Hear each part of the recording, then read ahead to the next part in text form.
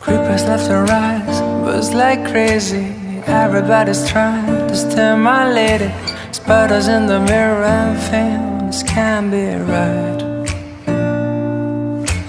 Back to the scene of a Friday night, to a blessed collision, still frozen tight. Spill drinkers, Cupid and the sound of her first chime. And why did you argue? We're dreaming of those eyes, the best part of my life.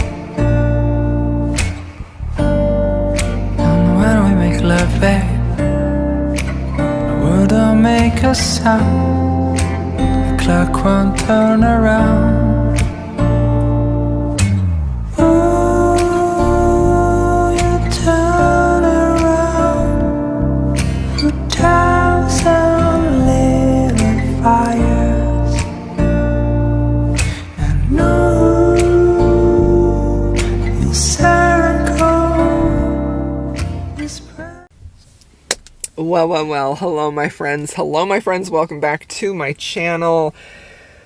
We're going to start another weekly reading vlog. So today is Monday, we're going to start this, we're going to go through it. So what am I reading right now? I am currently reading a couple of things, but we're going to talk about the audiobook that I am reading, which is Wild and Wrangled by Lyla Sage. This is a contemporary romance. It's the last one in this series. It's a cowboy romance, and I have really enjoyed all the books in this series to some varying degree. I've enjoyed them. Some of them are 4, some of them are 3 stars. I'm really hoping, I would really like to see this be a 5-star read for me. We'll see how that goes. I don't know. We'll see if I actually end up loving it that much or not. I'm not sure if I will. But, yeah, this is a weekly reading vlog. I'm excited to be here. I've filmed a couple of videos in this very spot, so I think I'm kind of talked out, but I will be back to update you all when I have anything of importance to say about this book. Hello friends, welcome back. I thought we would do a fit check because I'm dressed up and I'm like never dressed up. So I got to go to 2 concerts this week, and my uniform typically consists of leggings and hoodies or sweatshirts. Like, I don't think I have filmed a clip where I have not been wearing either of those, so let's see if this works. So look at my dress. First of all, look at my shoes with the heels, right? Go all the way back here. Can you see me? Anyway, this was super fun. I love this dress. It feels very pretty. So I thought I would leave it on while I update you on a book. Also, this is going to be my future library. This room is going to be my library. I have beautiful curtains. It's going to have like an ocean shark theme because I love sharks. And yeah, let's see. All right, let's talk about Wild and Wrangled, the Lyla Sage. So I decided to give this book 3 stars, and honestly, I was pretty disappointed by it. I generally have really liked Lyla Sage's books, and this one I think is probably my least favorite for some things that I think make this story and romance particularly, like, weak. So basically this book begins with our heroine about to have a marriage. It's essentially like an arranged marriage. She's a trust fund baby. She has a daughter. The father of that daughter is in a previous book. So he gets his own romance, so this is her getting her own romance. And she is basically trying to meet her parents' demands by marrying a suitable guy that they deem appropriate for her. And then if she does that, then she gets her trust fund money. If she doesn't, then she doesn't get her money. So she and this guy who has similar parents, they reach this... The dogs are next door, they can hear me. They reached this similar arrangement where they decided to just get married and it would be equally beneficial for the 2 of them. So when they do this, he decides to leave her at the altar. So he doesn't show up on the wedding day and she's left there all alone.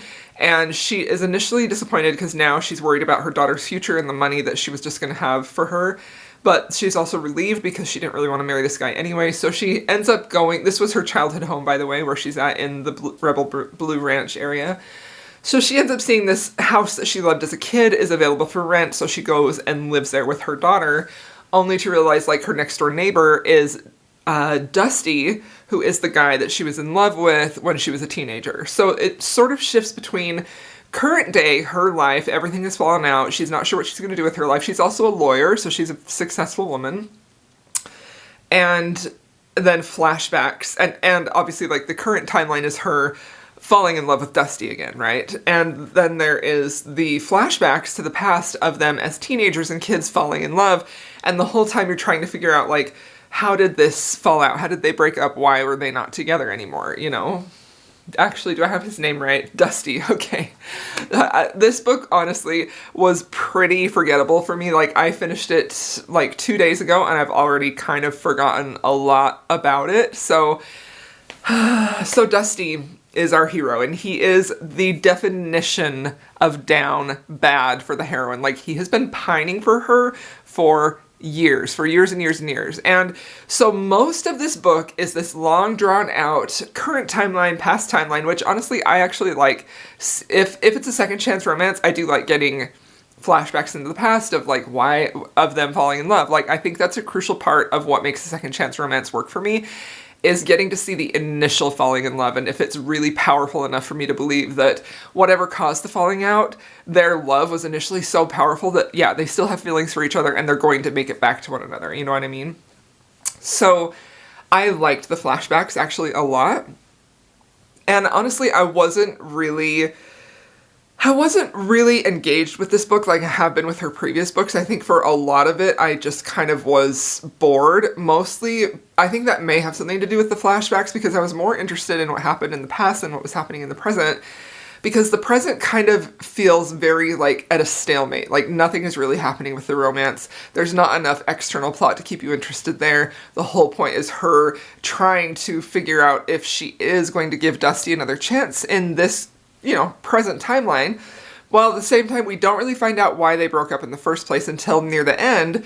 So you find out how they broke up in the first place near the end, which honestly I felt was weak. I thought that was extremely weak, and it really kind of damaged my opinion of the hero specifically of why they broke up.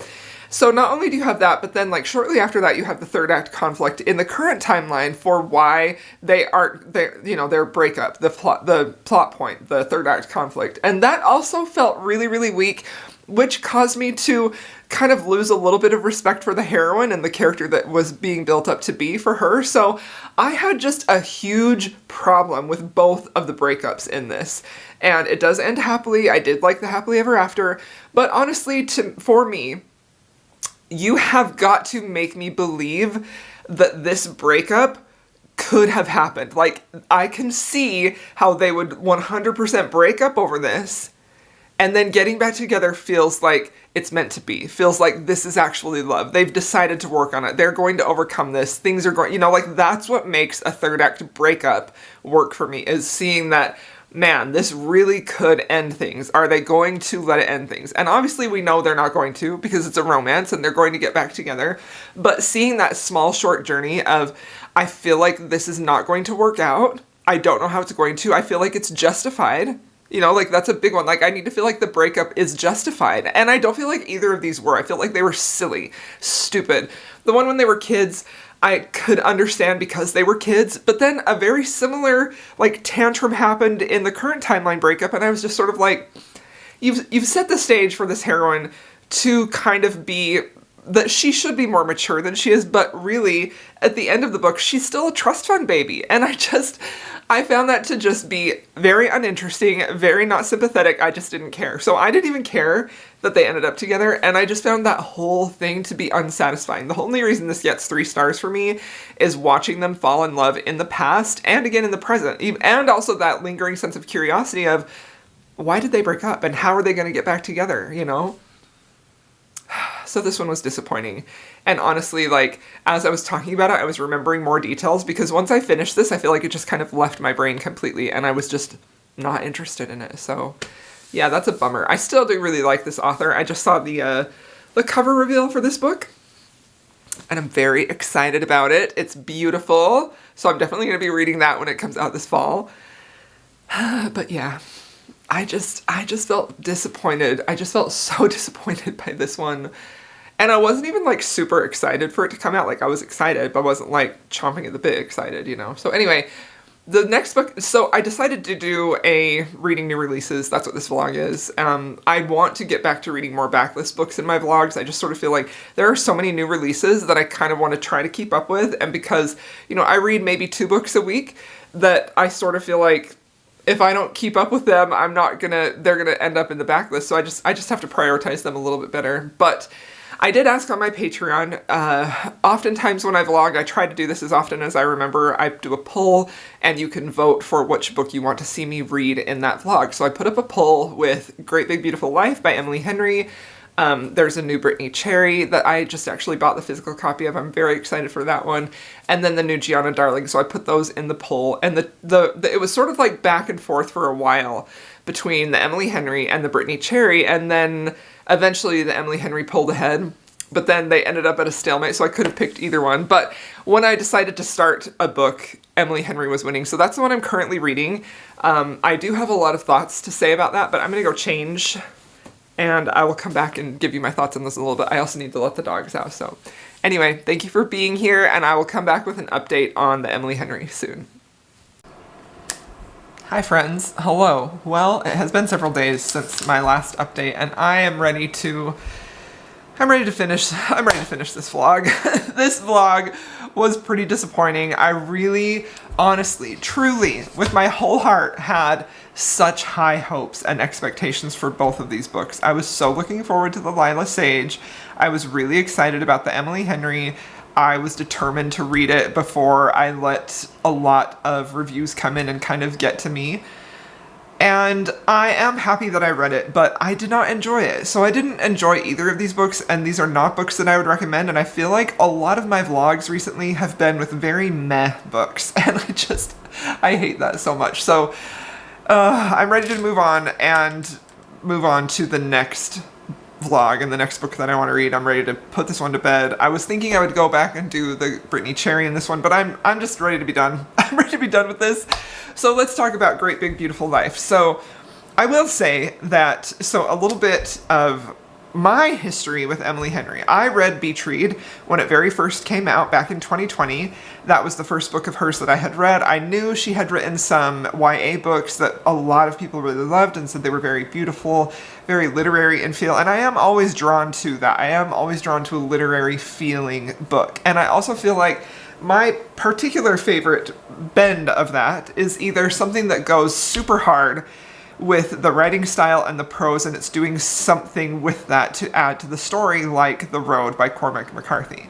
Or my other favorite way to have a literary fiction vibe is if it leans towards like a women's fiction with some romance in it, which is what Great Big Beautiful Life is. So when I read Beach Read, I remember just feeling so overwhelmed with how much I loved that book. I loved the romance in there. I also like how she really delved into their own personal relationships with the heroine's father in that one and the hero's kind of complicated past. I found it to be a great book, and I really, really loved Beach Read. So since then, I haven't read any other Emily Henry, although I have been interested, and I own several of her books. I own them on audio. I just never quite get around to it, and I'm not entirely sure why that is. I tend to do that with some authors that do either feel like universally well-loved, or specifically in Emily Henry's case, I feel like the way that, I do have a little bit of a chip on my shoulder, not with her specifically, but the whole sentiment around her, where I feel like people who want to read romance, specifically I'm talking about women,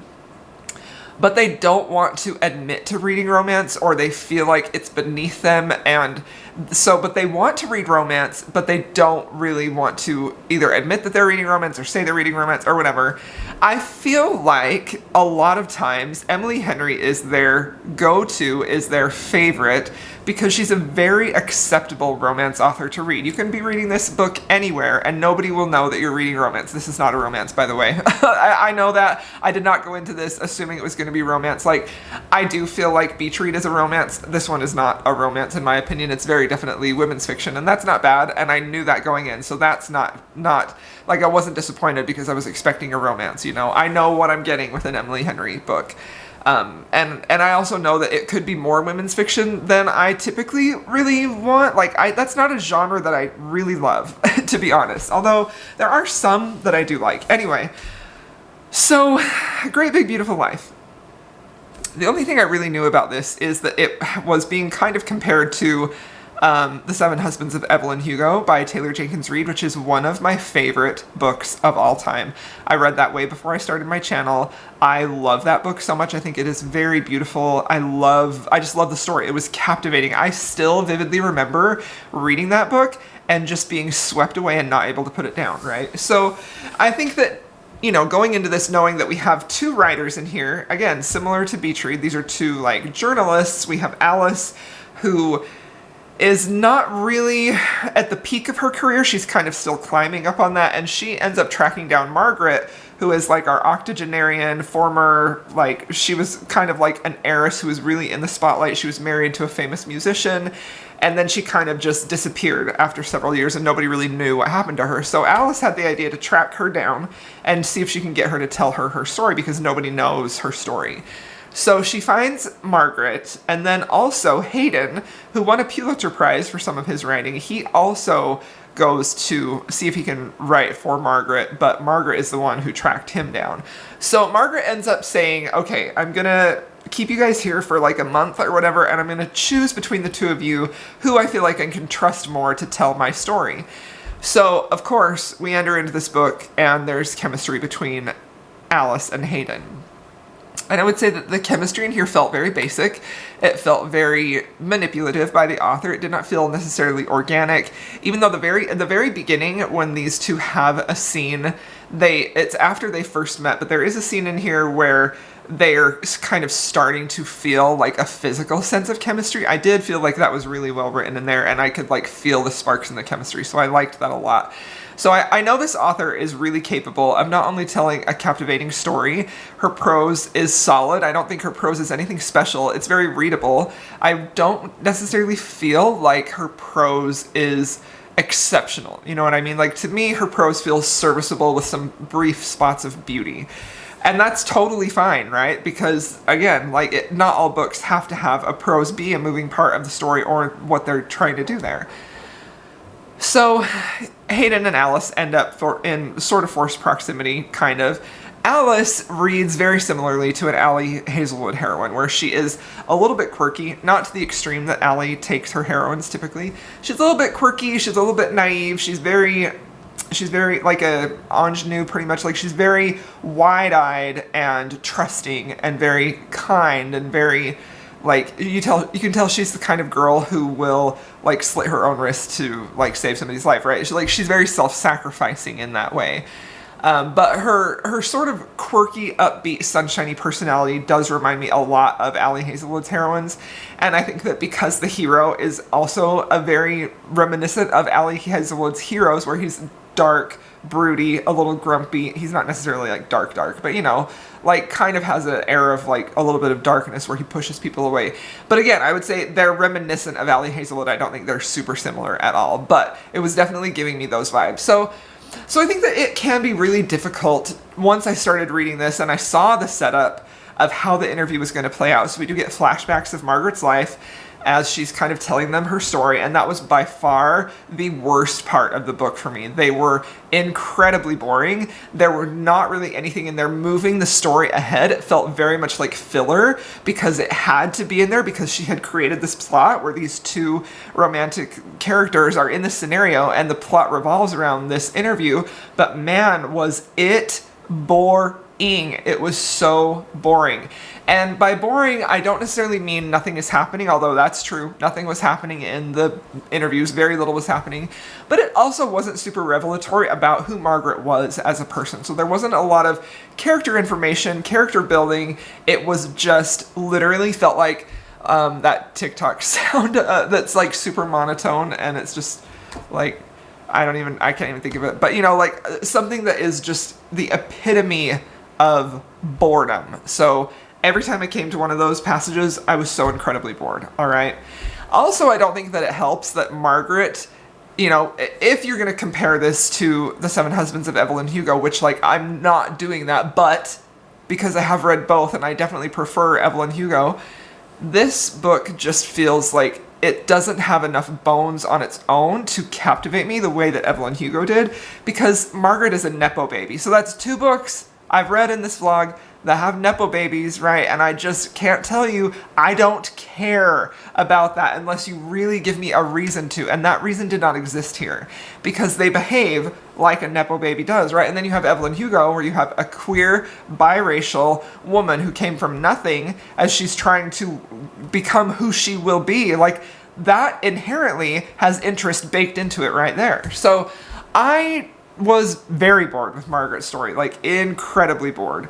And also, like, I was listening to this audiobook, right, which the audio performance was excellent. I think it's Julia Whalen. She's fantastic. She's really did an excellent job narrating this.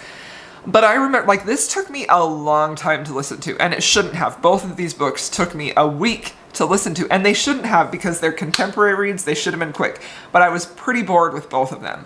But the thing about this one is I was listening to it for several days, and I remember feeling like this is just, the story is just getting started. Like, it felt like we were still laying the groundwork of where the story was headed. So I checked to see how far along I was, like treadmill minutes, like how much more do I have of this book?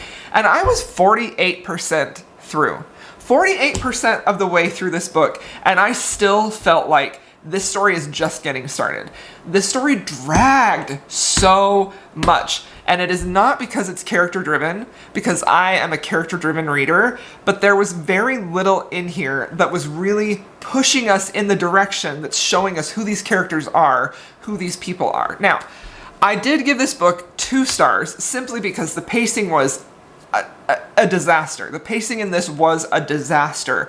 The storytelling element of this was not strong at all. There really was nothing. I felt like it couldn't decide if it was just going to be general fiction and telling the main story of Margaret, and Hayden and Alice are sort of like ancillary to that, or if we were going to focus on the romance. It felt very split in that way and not balanced, and I think that that really resulted in a story that felt like it was going nowhere, because it kind of was, because it couldn't decide which one is going to have the emphasis. And I believe this author, she does have the seal for this, I would think, because she's a very talented author, but she didn't show that in this book of maintaining the pace for both of those, so it just felt so boring, right? And again, like, I need to emphasize, like, I love character studies. I love character-driven books. Those are my favorites. That's what I always want. I always want to know, get into their heads, get into know what they're thinking, what's their past look like, how is their family relationships, right? And I will say, like, the 2 stars in this book instead of 1 really comes down to the fact that there were some really beautiful moments in here, but they were brief, of relationships with their families, or with Hayden and Alice talking about the relationship they had with their families, right? But it just wasn't strong enough to carry through and make me really enjoy this book. This book felt painful to get through. It literally felt painful to get through. So yeah, I did not enjoy this. I mean, there were some sparks of something that felt like it could have been brilliant, but most of this book felt so diluted and watered down and just lacking impact and lacking a lot of nuance. Like, something I hear a lot about Emily Henry, one defense of hers, people don't want to call her a romance author because they feel like she includes more nuance than romance authors do, which to I say, have you read any romance at all? Have you read Kennedy Ryan? Have you read Christina C. Jones? Have you read Julia Wolfe? Have you read Lisa Kleypas? Have you read Sarah McLean? Like, that is the staple of great romance, right? So I get a little pissy when people act like Emily Henry is the only one who understands nuance in relationships. So I did go into this expecting a lot of nuance. I expected to be fed for character development. I expected to see so much thoughtfulness in the family relationships and the dynamics between the characters, and I got none of it. I hope you're hungry for nothing, right? Nothing. I was not fed in here at all. I just felt like it left me wanting in such an unsatisfying way. Like, I can't even explain. Going into this expecting to get a really beautifully character-driven book with great writing, great nuance, like, that's what I was expecting. I wasn't even expecting any of the romance. Like, I honestly went into this thinking if there is romance, that will be a bonus. And I got none of what I was expecting. There was very little nuance. There was very little character development. This just felt like such, honestly, a bit of a money grab. This felt like it was lacking heart in every single way. So yeah, this was incredibly disappointing. And 2 stars. 2 stars. This is definitely making it on my most disappointing reads of the year, and I will almost guarantee that it wins the Goodreads Choice Award for romance. Which I just sort of feel like sometimes between me and you, sometimes it feels like us romance readers are the only ones who understand what romance is, right? And these people in big corporations, in big publishing houses, they think they know, but they don't, because that, like, and I also will say, like, I don't feel like anybody is saying that Great Big Beautiful Life is a romance. I don't feel like anyone is saying that, and I'm glad, because it's definitely not, right? But I feel like I have to go into this video. I'm sorry I've repeated myself so many times. I knew that. I did not go into this expecting a romance. I read outside of romance all the time. And this, as if you're just putting this on its own as a story, whether you want to call that general fiction, literary fiction, women's fiction, it doesn't hold up. It falls apart. The pacing is terrible. The character development is not there. The prose is fine, serviceable, something approaching a spark of genius in some places. The themes were okay. They didn't feel necessarily impactful, and not simply because they didn't tell you what the themes were, but the theme of a great big beautiful life and grief and family and holding on to those you hold dear, it was there, but it was not as impactful as I feel like the author's first work in Beatrice, not her first work, but the first book of hers that I had read, right? So yeah, this was a disappointing one. And I'm bummed. I'm bummed that once again I come to y'all with a vlog and I'm like, I didn't like either one of these. I mean, of the 2 of these, I would definitely recommend the Lyla Sage. That one was, at least for the most part, an enjoyable story, even if I didn't particularly love the 3rd act conflict. Like, it was still a solid story, and her prose is so good. Like, her prose is really great, and she really does a pretty good job overall in most of her books with character development. This one, though, 2 stars is being pretty generous, in my opinion. So yeah, I didn't like this, and that's where we're going to end this vlog. So thank you so much, my friends, for coming along. I'm sorry this was a little short and disappointing, but one of the reasons I've been doing these vlogs is simply because I feel like, and this is probably going to sound selfish, but I also feel like in order for me to want to keep making videos, I have to kind of hold on to a little bit of selfishness, because it has to be enjoyable and fun for me. And one of the reasons I really like vlogging is that it gives me time to think about a specific book. Like, I typically will never talk about one book for 15 minutes in any other video. So that's where I get to do that in a vlog. So I get to really get all of my thoughts and have them make sense. And I also just feel like even though you're watching this in the future, it feels like I'm sitting down and talking to you. And I really, really love that. So this is not my best vlog, but hopefully you enjoyed it, and I appreciate you for being here. And yeah, I am feeling like no promises for what this next week's vlog is going to be, but I do want to start it. I'm going to start it right after I finish this one. But I'm kind of feeling maybe historical romance, maybe sci-fi fantasy romance, because I definitely need a break from contemporary, because this week was disappointing. So thank you so much, my friends, for being here. If you have made it this far, please go ahead and leave me any type of spring, like, animal, like Easter animal, I guess. So like a bunny, a chick, a duck, because April's over in a few days. And I'll see you all in my next video.